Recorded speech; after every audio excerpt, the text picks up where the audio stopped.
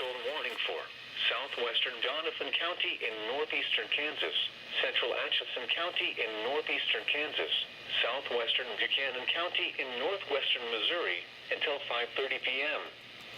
At 4:57 p.m., a severe thunderstorm was located near Effingham, or 11 miles southwest of Atchison, moving northeast at 45 miles per hour. Expected hazards include 60 miles per hour wind gusts and quarter-size hail. This is a radar-indicated threat. The following impacts are expected. Hail damage to vehicles is expected. Expect wind damage to roofs, siding, and trees. Locations impacted include Atchison, Effingham, Rushville, Lancaster, Donovan, Farmington, Cummings, and Bandana.